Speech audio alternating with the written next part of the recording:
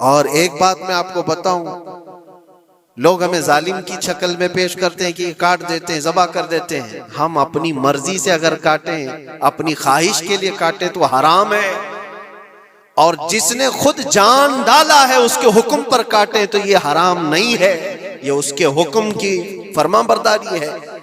ایک بات یاد رکھو، جانور تو یہ بکرا ہو، بھینس ہو، اونٹ ہو، جن کی قربانیاں ہوتی ہیں یہ الگ.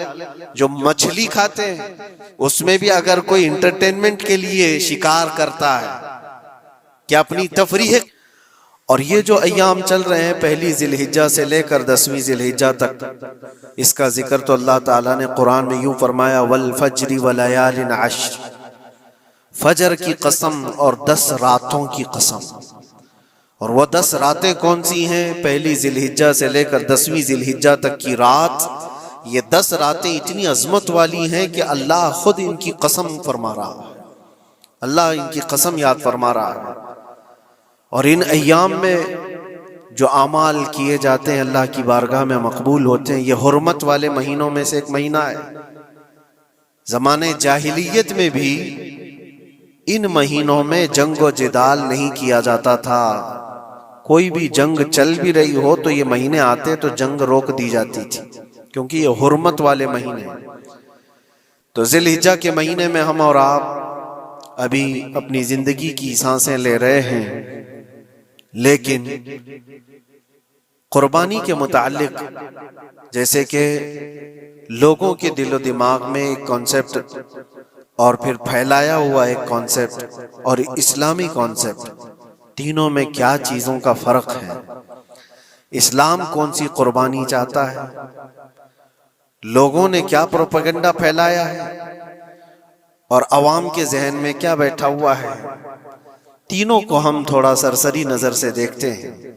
سب سے پہلی چیز تو یہ ہے، اسلام جس قربانی کی بات کر رہا ہے، قرآن میں اللہ فرماتا ہے لَن يَنَالَ اللَّهَ لُحُومُهَا وَلَا دِمَاؤُهَا، نہ تمہارا گوشت نہ تمہارا بہایا ہوا خون اللہ تک پہنچتا ہے، وَلَكِنْ يَنَالُهُ التَّقْوَى مِنْكُمْ، بلکہ اس کے پیچھے جو تمہارا تقوی ہے وہ اللہ تک پہنچتا ہے. تمہاری نیت دیکھی جا رہی ہے، تمہارا اخلاص دیکھا جا رہا ہے. اسی لیے کہا گیا ہے کوئی گوشت کھانے کی نیت سے قربانی کرتا ہے تو اس کی قربانی ہوگی ہی نہیں. گوشت کی نیت سے اگر کسی نے قربانی کیا اس کی قربانی نہیں. یا پھر اگر ذبح کرنے کے بعد بیچنے کی نیت کیا گوشت میں سے کچھ حصہ، وہ تجارت کی نیت کیا ہوا ہے، تب بھی اس کی قربانی نہیں ہے. قربانی صرف وہ ہے جو خالص اللہ کی رضا کے لیے کرے، جو اللہ تعالیٰ نے حکم فرمایا مجھے اور اللہ کریم کے حکم پر عمل پیرا ہوتے ہوئے میں قربانی کر رہا ہوں، یہ اس نیت کے ساتھ جس نے قربانی کیا اس کی قربانی قبول ہے. یہ اسلام چاہتا ہے آپ کی قربانی. اور لوگوں کے دل و دماغ میں جو اکثر بیٹھا ہوا ہے وہ یہ ہے کہ موسم آ رہا ہے، سب کر رہے ہیں تو ہم کو بھی کرنا چاہیے. اور کچھ لوگ فیشن کے طور پر، کچھ لوگ بچوں کی ضد پر قربانی کر گئے. یہ لوگوں کے ذہن و دماغ میں بیٹھا ہوا ہے. نہیں میرے عزیزو، جو مالک نصاب ہے اس پر قربانی واجب ہے. یہاں تک کہ اللہ کے نبی صلی اللہ علیہ وسلم نے ارشاد فرمایا استطاعت ہونے کے بعد، مالک نصاب ہونے کے بعد جس نے قربانی نہیں کیا، حضور فرماتے ہیں وہ ہماری عیدگاہ کے قریب بھی نہ آئے. حضور اکرم صلی اللہ علیہ وسلم فرماتے ہیں وہ ہماری عیدگاہ کے قریب نہ آئے. اس کے لیے دنیا میں یہ وعید ہے تو آخرت میں اس کا عذاب اور ہے. تیسری چیز جو پروپیگنڈا کیا پھیلا ہوا ہے قربانی کو لے کر، ایک بہت بڑا پروپیگنڈا ہے. اسلام کے خلاف کچھ بھی بات پھیلانے کے لیے لوگوں کو صرف ایک چھوٹی سی سوئی چاہیے کہ ان کا ایک پھیلایا ہوا یہ پروپیگنڈا کہ لاکھوں ہزاروں اینیملز اس میں کاٹ دیے جاتے ہیں، ذبح کر دیے جاتے ہیں، خون بہایا جاتا ہے. اس کا حاصل کیا ہوتا ہے؟ جیوت چیزوں کو مار دیا جاتا ہے.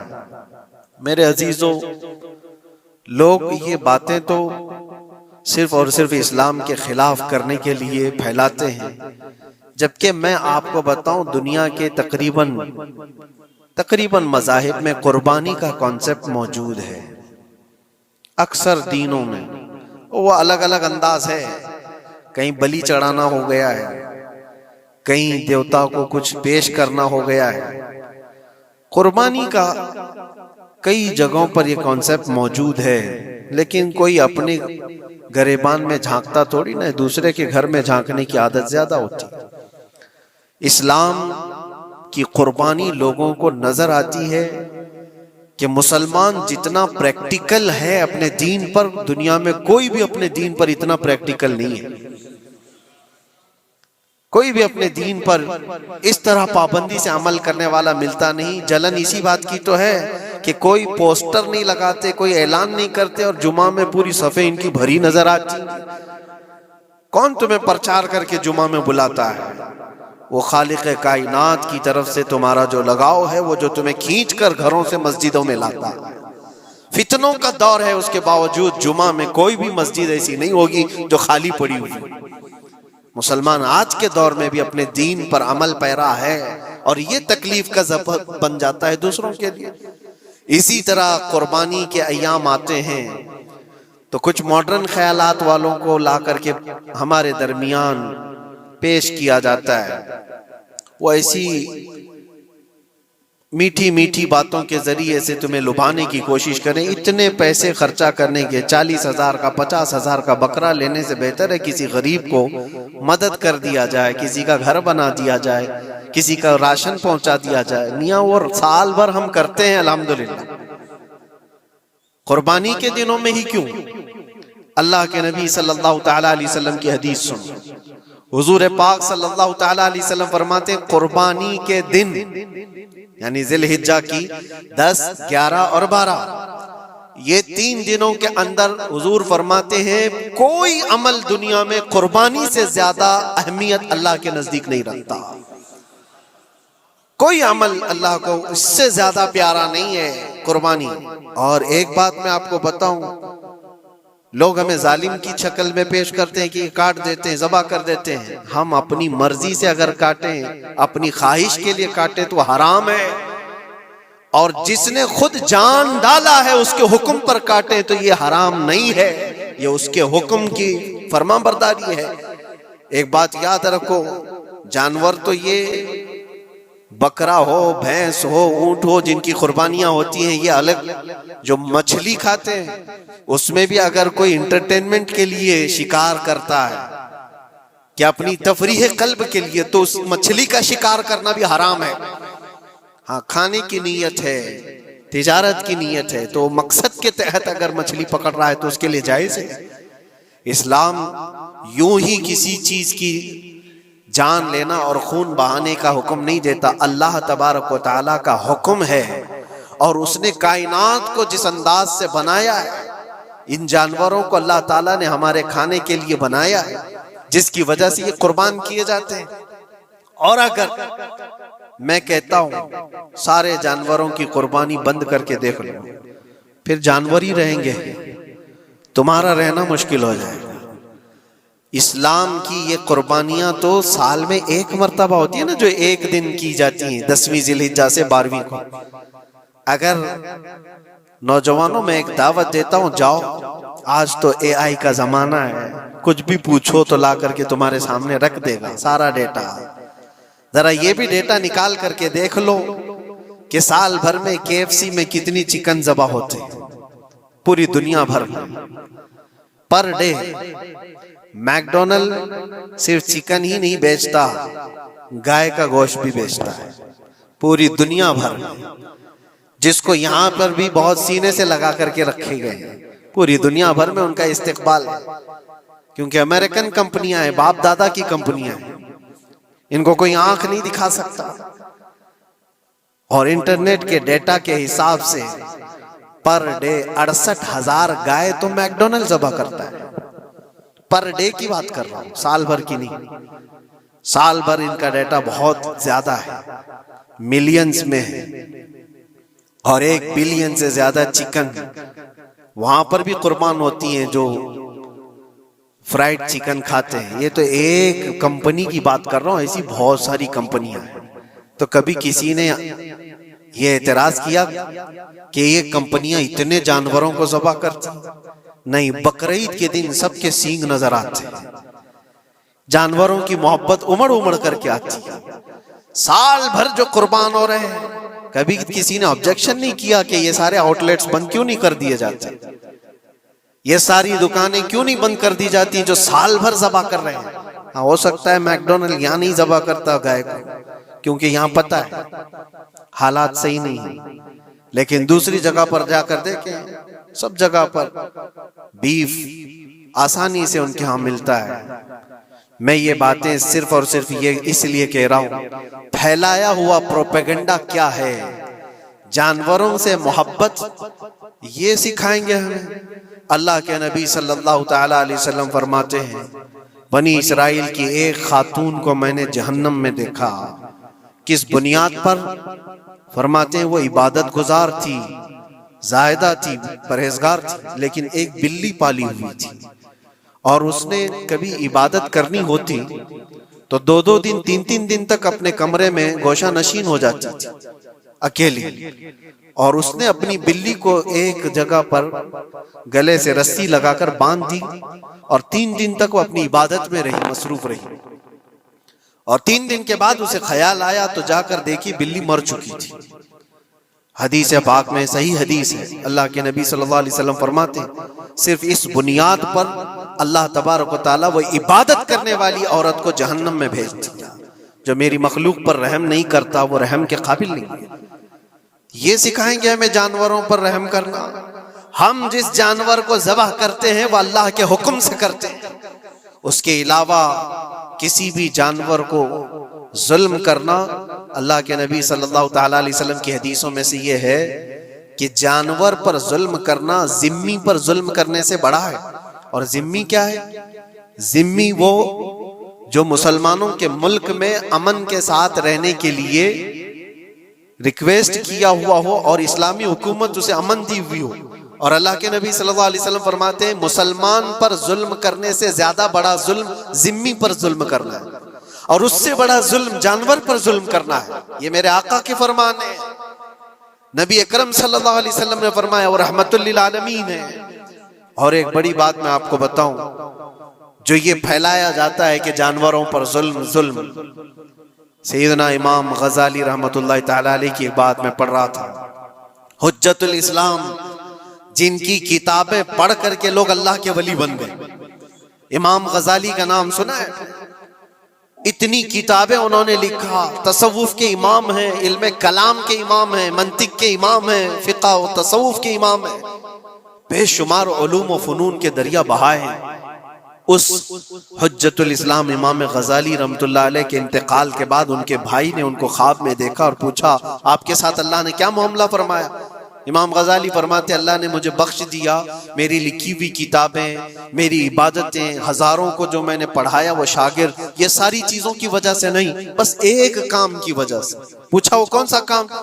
کہا ایک بار میں کتاب لکھ رہا تھا اور سیاہی میں قلم ڈبو کر کے لکھا جاتا تھا، اور سیاہی جو بنتی تھی وہ پھلوں کے رس سے نکال کر کے، اور لکڑی کا قلم اس میں ڈبو کر کے لکھا جاتا تھا۔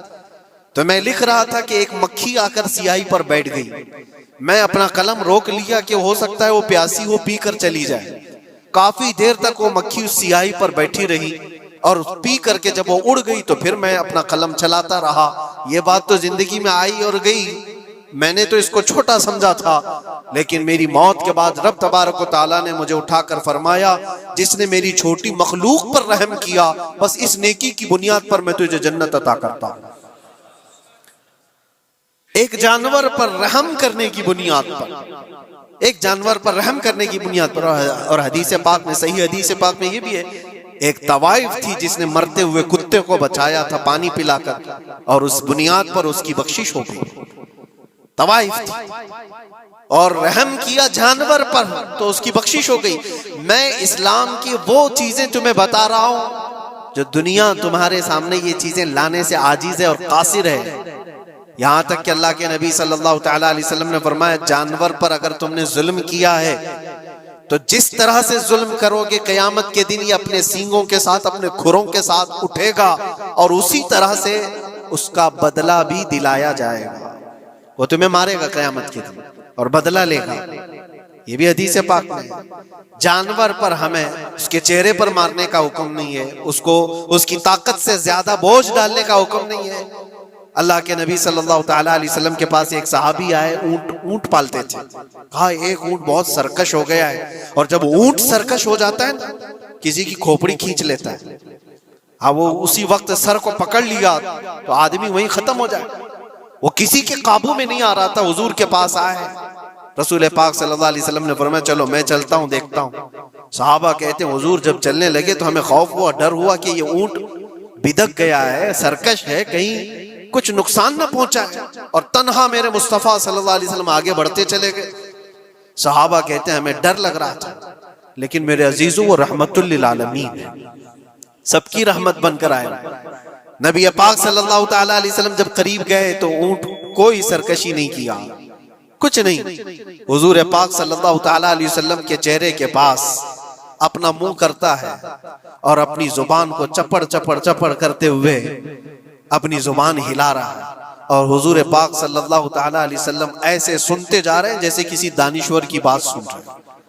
پھر نبی پاک صلی اللہ علیہ وسلم اونٹ کے مالک کی طرف متوجہ ہوئے اور کہا یہ اونٹ تیری شکایت کر رہا ہے، یہ اونٹ تیری شکایت کر رہا ہے. یہ سرکش اس لیے ہوا کہ تو اس کی طاقت سے زیادہ بوجھ اس پر ڈالتا ہے اور کھانا اس کو کم دیا کرتا ہے.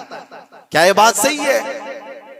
وہ جو بدو تھے، جو اونٹ کے مالک تھے، انہوں نے چہرہ جھکا لیا اور کہا وعدہ کرتا ہوں حضور پاک صلی اللہ علیہ وسلم سے کہ اس سے زیادہ، اس کی طاقت سے زیادہ بوجھ نہیں ڈالوں گا اور اس کا چارہ، اس کے کھانے کا انتظام روزانہ کیا کروں گا. نبی پاک صلی اللہ علیہ وسلم نے اس اونٹ کی رسی پکڑی اور مالک کو دے دیا. پھر وہ اونٹ اسی طرح تابعدار ہو کر نکل پڑا. یہ اسلام میں میرے آقا صلی اللہ تعالیٰ علیہ وسلم کا عدل تو دیکھو. ان کی طاقت سے زیادہ کا بوجھ ڈالنے کا حکم نہیں ہے. اور دنیا یہ پروپیگنڈا پھیلائی ہوئی ہے کہ یہاں جانوروں کو کاٹا جاتا ہے. جو ذبح کرنے کا حکم ہے وہ اللہ کے حکم سے. میرے رب تبارک و تعالیٰ نے خود جان ڈالی، ہماری جان کا بھی وہی مالک ہے، جانوروں کے جان کا بھی وہی مالک. اگر اللہ کا حکم نہ ہوتا تو ہمیں چونٹی مارنے کی بھی اجازت نہیں. اللہ کا حکم نہ ہوتا تو ہمیں کسی کو بھی قربانی کرنے کی اجازت نہیں ہوتی. یہ رب تبارک و تعالیٰ کا حکم ہے. تو ظاہر سی بات ہے ہم اللہ کے بندے ہیں. رب تبارک و تعالیٰ جانوروں کی قربانی کا حکم دیا، اس لیے ہر سال بقرعید میں مسلمان قربانی کرتے ہیں. اگر اللہ چاہے تو اپنے بیٹوں کی قربانی کا بھی حکم دے دے، اور دیا ہے رب تعالیٰ نے، اور وہ بھی کر کے دکھایا سیدنا ابراہیم علیہ السلام.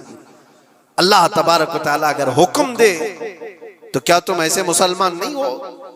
مسلمان کا مطلب ہوتا ہے سر جھکانے والا اللہ کے حکم کے آگے. یہ نہیں پوچھے گا کہ کیوں ہے اور کیسے ہے. مسلم کہتے ہیں اپنا سر جھکا دیا اللہ کی بارگاہ میں، اس کے حکم کے آگے. اللہ تبارک و تعالی ہماری جانوں کا مالک ہے. اگر وہ چاہتا تو ہماری قربانی کا حکم دیتا، ہمارے اولاد کا. لیکن رب تبارک و تعالی نے یہ سنت ابراہیمی پر پوری دنیا کو ثواب دینے کے لیے جانوروں کی قربانی کا حکم عطا فرمایا.